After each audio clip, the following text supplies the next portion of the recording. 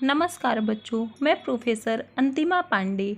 आज हम कक्षा 10वीं की दूसरी इकाई का पाठ क्रमांक पहला बरसई जलद यह काव्यखंड पढ़ेंगे। इसके कवि गोस्वामी तुलसीदास जी हैं।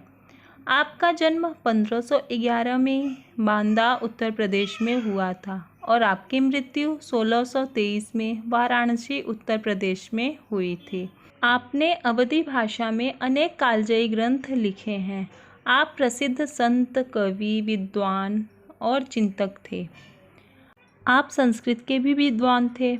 आपने जनभाषा अवधी में रचनाएं लिखी। आज से 500 वर्ष पूर्व, जब प्रकाशन, दूरदर्शन, रेडियो जैसी सुविधाएं नहीं थी, ऐसे दौर में भी आपका ग्रंथ रामचरितमानस जन जन को कंठस्थ था। आपके द्वारा रामचरित महाकाव्य रामचरितमानस को विश्व के लोकप्रिय प्रथम 100 महाकाव्यों में से महत्वपूर्ण स्थान प्राप्त है। आपकी प्रमुख कृतियाँ जो है रामचरितमानस, ये महाकाव्य है। कवितावली, विनय पत्रिका, गीतावली, दोहावली, हनुमान बाहुक, बरवै रामायण, जानकी मंगल आदि आपकी प्रमुख कृतियाँ हैं। आपकी भाषा जो रामचरितमानस है, आपने इसे अवधी बोली में लिखा है। विश्व के अमूल ग्रंथों में रामचरितमानस एक है। प्रस्तुत काव्यखंड इसी ग्रंथ से लिया गया है। चौपाई और दोहो जैसे लोकप्रिय छंदों में से प्रस्तुत इस काव्यखंड में तुलसीदास जी ने वर्षा ऋतु का सुंदर वर्णन किया है। इस काव्यखंड में उन्होंने वर्षा ऋतु से संबंधित विभिन्न वस्तुओं को जीवन से जोड़कर देखा है। यह काव्यखंड सीता हरण के पश्चात का है। श्री राम और लक्ष्मण जी सीता की खोज में वन में भटक रहे हैं। बरसात की ऋतु आ चुकी है, पर सीता जी का पता नहीं चल सका है। कवि ने इस काव्यखंड में श्री राम के मन की व्याकुलता का चित्रण किया है। तो बच्चों, पद्य संबंधी जो है ये सब बातें हैं, यानी प्रस्तुत पद्यांश जो है वो तुलसीदास जी ने रामचरितमानस महाकाव्य के किष्किंधा कांड से लिया है। यह पद्यांश चौपाई एवं दोहा छंद में है। यहाँ गोस्वामी जी ने वर्षा ऋतु में होने वाले परिवर्तनों का सुंदर वर्णन किया है। उन्होंने वर्षा के साथ साथ ही समाज की स्थिति, विविध गुणों दुर्गुणों को भी दर्शाया है। उपरोक्त प्रसंग सीता हरण के बाद का है। श्री राम लक्ष्मण जी सीता जी की खोज में भटक रहे हैं। सीता जी के बिना श्री राम जी व्याकुल हैं। रामचंद्र जी कहते हैं, आसमान में बादल घोर गर्जना कर रहे हैं। पत्नी सीता के न होने पर मेरा मन जो है वह डर रहा है। आकाश में बिजली ऐसे चमक रही है जैसे दुष्ट व्यक्ति की मित्रता स्थिर नहीं रहती, उसी तरह से बिजली का कड़कना भी स्थिर नहीं है। वो एक क्षण आ रहा है तो दूसरे क्षण में ही गायब हो जा रहा है। तो बच्चों, आइए हम बरसई जलद यह पाठ पढ़ना शुरू करते हैं। घन घमंड नभ गरजत घोरा, प्रियाहीन डरपत मन मोरा। दामिनी दमक रहे घन माही, खल के प्रीत जथा थिर नाही। इन पंक्तियों में गोस्वामी तुलसीदास जी कह रहे हैं कि आकाश में बादल जो है वह उमड़ घुमड़ कर आ रहे हैं, वो भयंकर गर्जना कर रहे हैं। श्री राम जी कह रहे हैं कि प्रिया, यहाँ पर प्रिया जी का मतलब सीता जी से किया गया है। सीता जी का हरण जब रावण कर लेता है तो उस समय का यह प्रसंग है कि श्री राम जी और लक्ष्मण जी सीता जी की खोज में निकले हुए हैं और उसी समय बादल जो है आकाश में एकदम छाए हुए हैं और वह तेज गर्जना कर रहे हैं घुमड़ घुमड़ कर। तो इस तरह की गर्जना सुनकर श्री राम जी का मन जो है वह बहुत ही बेचैन हो रहा है। उनका मन डर रहा है कि सीता जी अकेली हैं, किस स्थिति में है, इस तरह से वो डर रहे हैं। और कह रहे हैं लक्ष्मण से वो जिस तरह से बिजली आकाश में ऐसे चमक रही है जैसे दुष्ट व्यक्ति की मित्रता स्थिर नहीं रहती। यानी जैसे जो बुरे बुरे व्यक्ति लोग होते हैं जो दूसरों का अच्छा नहीं सोचते हैं, सिर्फ हमेशा अपना ही अच्छा सोचते हैं, तो ऐसे बुरे व्यक्तियों की मित्रता जो है उनकी मित्रता पर कभी भरोसा नहीं करना चाहिए। यानी वो कभी अच्छे दिखाएंगे तो एक पल में अच्छे बने रहेंगे तो दूसरे पल में ही वो बुरे भी बन जाते हैं। तो जिस तरह से उनकी मित्रता स्थिर नहीं रहती है उसी तरह से आकाश में बिजली का चमकना भी स्थिर नहीं है। वह एक क्षण में चमक रहा है तो दूसरे ही क्षण में गायब हो जा रहा है। यानी उसकी चमक जो है वो लुप्त हो जा रही है, वो गायब हो जा रही है। यहाँ पे घन का मतलब है घना बादल और घमंड यानी गर्व। नभ यानी आकाश, गर्जत यानी गरजना, घोरा यानी एकदम तेज, मोरा यानी मेरा, डरपत यानी डर, दामिनी यानी बिजली, दमक यानी चमकना, घन यानी बादल, माही यानी में, खल यानी यहाँ पर दुष्ट है यानी बुरे लोग, प्रीति यानी प्रेम, जथा यानी जैसे, थिर यानी स्थिर, नाही यानी नहीं। तो बच्चों हम आगे की पंक्तियाँ देखेंगे। बरसहि जलद भूमि नियराए, जथा न वही बुध विद्या पाए, बूंद अघात सहहि गिर कैसे, खल के वचन संत सह जैसे। नियराए यानी नज़दीक, नवहि यानी झुक जाना, बुध विद्या यानी बुद्धिमान लोग, विद्या यानी ज्ञान, आघात यानी प्रहार, सहय यानी सहन करना, गिरि यानी पर्वत पहाड़, खल यानी शत्रु दुष्ट व्यक्ति, वचन यानी वचन वाणी बोली, संत यानी सज्जन। तो इन पंक्तियों में कवि कह रहे हैं कि बादल जो है वह पृथ्वी के नज़दीक आकर यानी नीचे उतरकर बरस रहे हैं। ठीक उसी प्रकार जैसे विद्वान व्यक्ति विद्या पाकर विनम्र हो जाते हैं, यानी वह जिस तरह से उनको ज्ञान मिलता है वह और भी दूसरों के सामने नतमस्तक हो जाते हैं, दूसरों का और भी सम्मान करने लगते हैं। जिस तरह से बूंद की चोट पहाड़ों पर पड़ रही है, यानी बारिश हो रही है तो बारिश का जो पानी है उस पानी से पहाड़ों को चोट लग रहा है, तो पहाड़ जो है वो बूंदों के प्रहार को इस प्रकार शांत भाव से सह रहे हैं। जैसे कि संत पुरुष यानी अच्छे व्यक्ति जो होते हैं वो दुष्ट लोगों की बातों को चुपचाप सह लेते हैं। यानी जो अच्छे लोग होते हैं वह कोई बुरा व्यक्ति होता है तो बुरे व्यक्तियों की बातों को वो चुपचाप सुनते हैं और फिर उनसे अनसुना कर देते हैं। तो यानी इस अच्छे लोगों की अच्छाई ये होती है कि जो वो बातों को सुने उसे अनसुना कर दे, या जो यानी उनके जो कटु वचन होते हैं वो कटु वचन सुनकर भी शांत रहते हैं।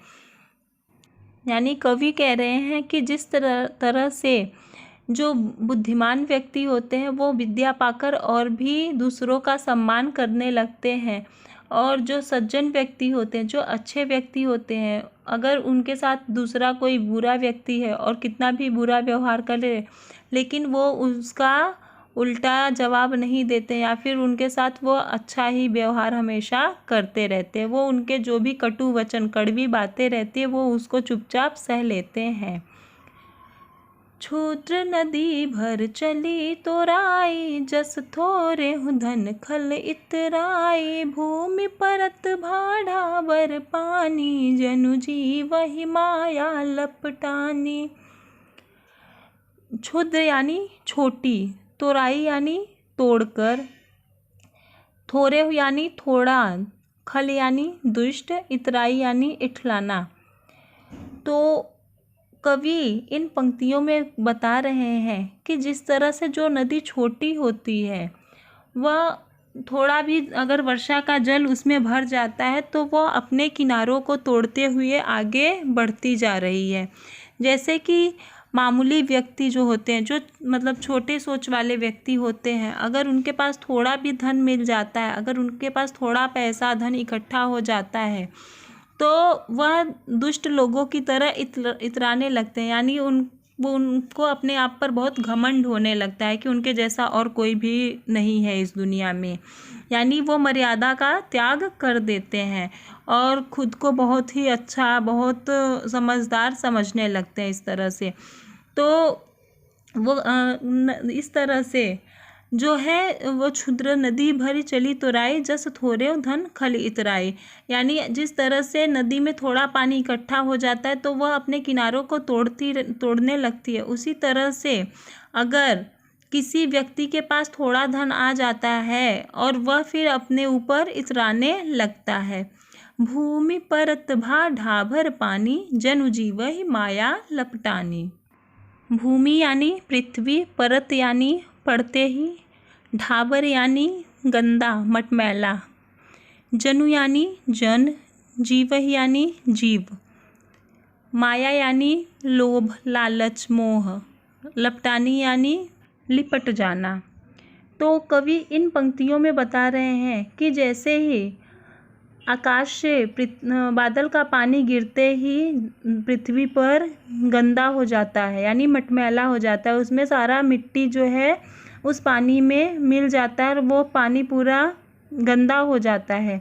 उसी तरह से हर एक जो भी मनुष्य होता है, जो भी प्राणी होता है, अगर वह माया में लिपट गया, यानी लोभ लालच मोह इन सब में पड़ गया, तो उसका जीवन जो है वह व्यर्थ हो जाता है।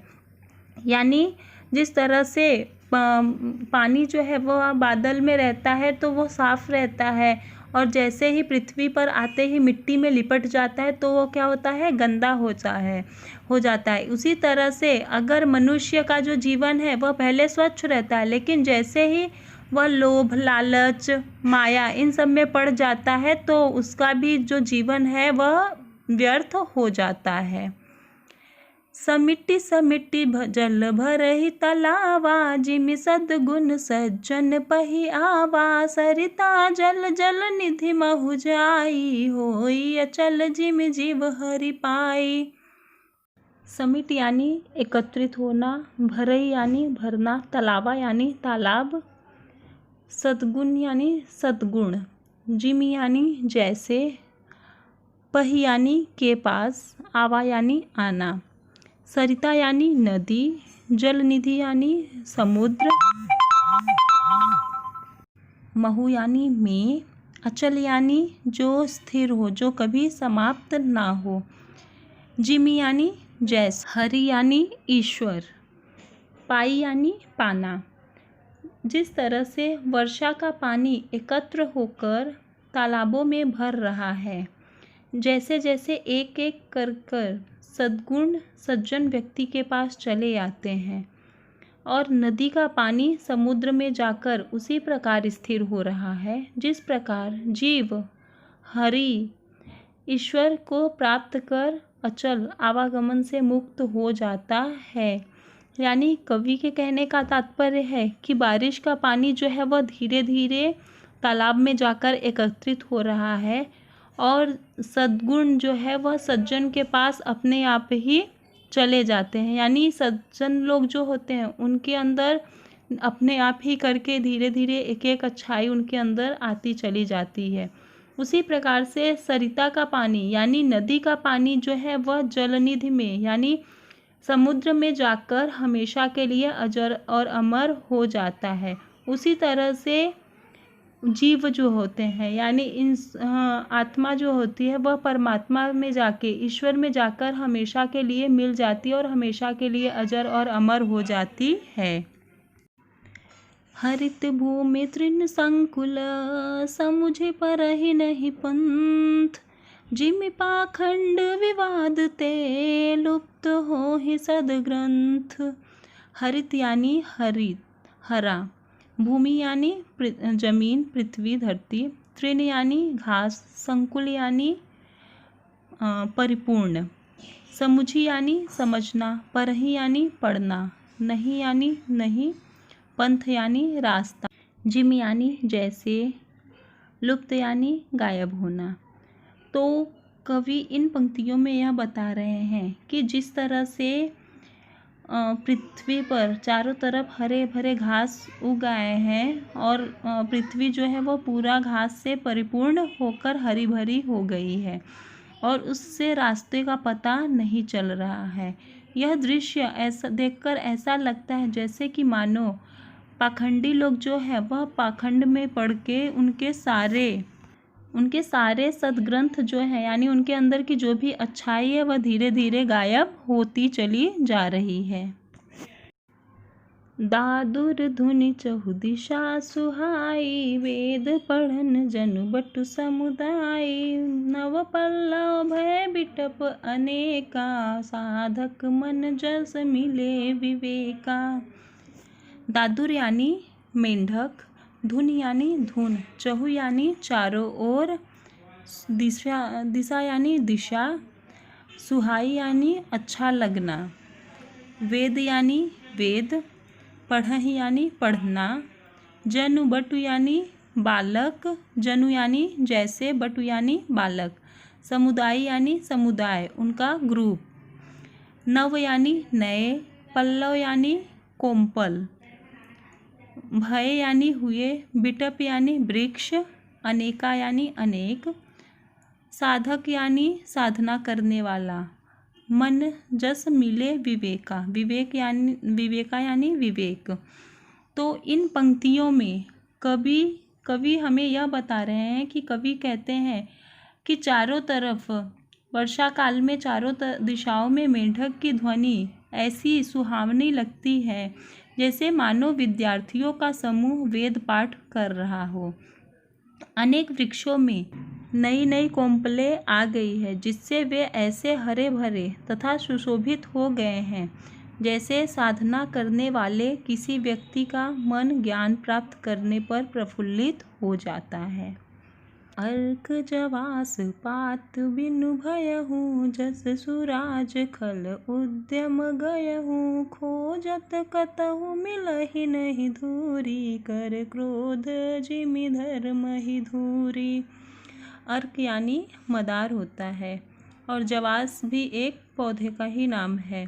पात यानी पत्ते, बिनु यानी बिना, भयहु यानी होना, जस यानी जैसे, सुराज यानी अच्छा राजा, उद्यम यानी कार्य और गयव यानी जाना, खल यानी दुष्ट बुरे व्यक्ति जो होते हैं, खोजत यानी खोजना, कतहु यानी कहीं पे भी नहीं, मिले यानी नहीं मिलना, धूरी यानी धूल मिट्टी कण, करई क्रोध, करई यानी करना, क्रोध यानी गुस्सा, जिमि यानी जैसे, धर्म ही यानी धर्म, दूरी यानी दूर होना। कवि तुलसीदास जी इन पंक्तियों में हमें यह बता रहे हैं कि जिस तरह से बरसात के मौसम में, बरसात के दिनों में मदार और जवास के पौधे पत्तों से रहित हो जाते हैं यानी उनके सभी पत्ते गिर जाते हैं, उन्हें देखकर ऐसा लगता है मानो जैसे अच्छे शासक के राज्य में दुष्टों का धंधा जाता रहा हो यानी खत्म हो गया हो। धूल जिस तरह से अगर बारिश का पानी आता है धरती पर गिरता है तो कहीं पर धूल दिखाई नहीं देता, चारों तरफ कीचड़ ही कीचड़ हो जाता है और धूल खोजने से भी कहीं पर नहीं मिलती है। वैसे ही जैसे कि क्रोध धर्म को दूर कर देता है, अगर हम गुस्सा करते हैं, क्रोध करते हैं तो वैसे ही दिन पर दिन हमारे अंदर बुरी आदतें आने लगती हैं और हमारे अंदर की जो भी अच्छाई है वह दूर होती चली जाती है। जिस तरह से वर्षा का पानी वर्षा ऋतु पूरे धूल को नष्ट कर देता है, उसी तरह से क्रोध जो है वह सभी धर्म को नष्ट कर देता है, धर्म हमसे दूर हो जाते हैं। शशि संपन्न सोह महि कैसी, उपकारी की संपत्ति जैसी। निशितम घन खाद्योत विराजा, जनु दभिन्न कर मिला समाजा। शशि यानी अन्न, सोह यानी शोभायमान, निशी यानी रात, घन यानी घने, खद्योत यानी जुगनू, दभिन्न यानी घमंडी, घमंडी लोग जो होते हैं। तो इन पंक्तियों में कवि हमें यह बता रहे हैं कि अनाज से युक्त लहलहाती हुई हरी भरी खेती पृथ्वी कुछ इस प्रकार शोभायमान हो रही है जैसे उपकार करने वाले व्यक्ति शोभायमान होते हैं। उपकार करने वाले व्यक्ति यानी परोपकारी जो लोग होते हैं, यानी जो दूसरों की सहायता करते हैं, दूसरों की मदद करते हैं। तो वो कवि हमें यह बता रहे हैं कि जिस तरह से जो लोग दूसरों की भलाई करते हैं, दूसरों का अच्छा सोचते हैं, उसी तरह से अच्छे लगते हैं। जिस तरह से अनाज से युक्त हरी भरी खेती लहलहाती हुई अच्छी दिखती है, उसी तरह से जो अच्छे व्यक्ति होते हैं उनकी भी शोभा हमेशा बढ़ती रहती है। जिस तरह से रात के अंधकार में जुगनू चारों ओर दिखाई दे रहे हैं, उन्हें देखकर ऐसा लगता है जैसे घमंडियों का समूह एकत्र हो गया है। कृषि निरावहि चतुर किसाना, जिमि बुध तजहि मोह मद माना, देखियत चक्र बाग खग नाही, कलिहि पाय जिमि धर्म पराही।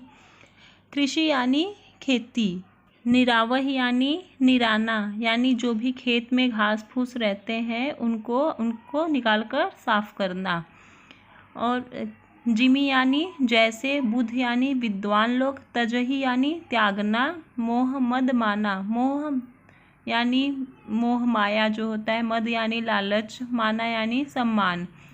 जिस तरह से किसान लोग अपने खेत की निराई करते हैं, यानी खेत में जो भी घास फूस रहता है उसे निकालकर साफ कर देते हैं, जिससे अनाज की उत्पत्ति अच्छा हो, अनाज अच्छे से खेत में हो। उसी तरह से जो विद्वान लोग होते हैं अपने मोह माया लोभ इन सब को त्याग देते हैं। देखियत चक्रबाग खगनाही, देखियत यानी देखना, चक्रबाग यानी एक पक्षी का नाम है, चकवा पक्षी जिसे हम कहते हैं। खग यानी पक्षी, नाही यानी नहीं। तो जिस तरह से कलही पाई जिमि धर्म पराही, कलही यानी कलयुग, जिमि यानी जैसे, धर्म पराही यानी भाग जाना। जिस तरह से अभी चकवा पक्षी कभी भी हमें दिखाई नहीं देता है, उसी तरह से कलयुग में भी एक ऐसा समय आएगा जिस समय धर्म दिन पर दिन दूर होता चला जाएगा। धर्म का यानी धर्म हमेशा, कलयुग में धर्म का पलायन हो जाएगा। विविध जंतु संकुल मही भ्राजा, प्रजा बाढ़ जिमि पाई सुराजा, जह तह रहे पथिक थकिनाना, जिमि इंद्रिय गण उपजे ज्ञाना। विविध यानी अनेक प्रकार के, संकुल यानी घना, मही यानी पृथ्वी, जिमि यानी जैसे, सुराजा यानी अच्छे राजा, जह तह यानी यहाँ वहाँ, पथिक यानी राही, थकी यानी थके हुए, नाना यानी अनेक प्रकार के, इंद्रिय यानी जो हमारी 5 ज्ञान इंद्रियाँ हैं उसे, ज्ञाना यानी ज्ञान। तो कवि इन पंक्तियों में हमें यह बता रहे हैं कि जिस तरह से यह पृथ्वी अनेक प्रकार के जीवों से भरी पड़ी है, यहाँ उसी तरह शोभायमान हो रही है जैसे अच्छे राजा के राज्य में प्रजा की वृद्धि विकास होती है। यहाँ वहाँ अनेक राही थककर इस तरह ठहरे हुए हैं जैसे मनुष्य को ज्ञान प्राप्त होने पर इंद्रियां शिथिल हो जाती है और विषयों की ओर जाना छोड़ देती हैं। कबहु प्रबल बह मारुत, जह तह मेघ बिलाय, जिमि कपूत के उपजे, कुल सद धर्म नसाय। कबहु यानी कभी कभी, प्रबल यानी तेज, बह यानी बहना, मारुत यानी हवा, जह तह यानी यहाँ वहाँ, मेघ यानी बादल, बिलाही यानी गायब हो जाना, जिमि यानी जैसे, कपूत यानी बुरे बेटे जो अपने माता पिता की बात नहीं मानते, जो बुरी संगत में पड़ जाते हैं, जो अच्छे बच्चे नहीं होते हैं, अच्छे बेटे नहीं होते हैं। उपजे यानी पैदा होना, कुल यानी सब, सद्धर्म यानी जो भी अच्छाई होती है, नसाही यानी समाप्त हो जाना।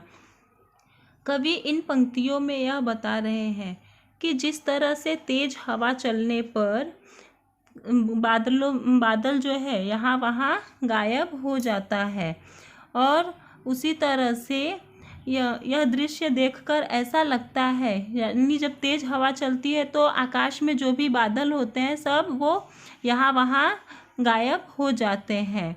उसी तरह से यह दृश्य देखकर ऐसा लगता है जैसे एक परिवार में कुपुत्र के पैदा होने पर कुल उत्तम जो भी धर्म होते हैं, यानी अच्छे आचरण, श्रेष्ठ आचरण होते हैं, सब धीरे धीरे नष्ट हो जाते हैं। कबहु दिवस मह निबिडतम, कबहु प्रगट पतंग, बिनसै उपजै ज्ञान जिम, पाई कुसंग सुसंग। इन पंक्तियों में कवि यह बताना चाहते हैं कि जिस तरह से बादलों के कारण कभी कभी दिन में भी अंधेरा हो जाता है, दिन में भी घोर अंधेरा छा जाता है, और कभी सूर्य प्रकट हो जाते हैं, तब लगता है जैसे कि और उजाला हो गया है। तो उसी तरह से ऐसा लगता है जिस तरह से हमारा ज्ञान होता है, अगर हम अच्छी संगत में पढ़ते हैं तो हमारा ज्ञान भी अच्छा होता है, और अगर बुरी संगत में पड़ जाते हैं तो हमारा जो भी ज्ञान रहता है वह सब समाप्त हो जाता है। यानी जिस तरह से कभी कभी आकाश में बादल छा जाते हैं तो चारों तरफ घोर अंधेरा हो जाता है, और जैसे ही सूर्य उदय होता है वैसे ही चारों ओर प्रकाश हो जाता है, चारों तरफ प्रकाश आ जाता है जैसे ही सूर्य के आते ही, और तब ऐसा लगता है जैसे बुरी संगति पाकर ज्ञान नष्ट हो गया है और अच्छी संगति पाकर ज्ञान उत्पन्न हो गया है। ऐसा कवि इन पंक्तियों में बता रहे हैं। तो बच्चों, यह वर्षहि जलद यह कविता अब समाप्त हुआ, यह खंड काव्य है, यह समाप्त हुआ। अब हम अगले पाठ में मिलेंगे। धन्यवाद बच्चों।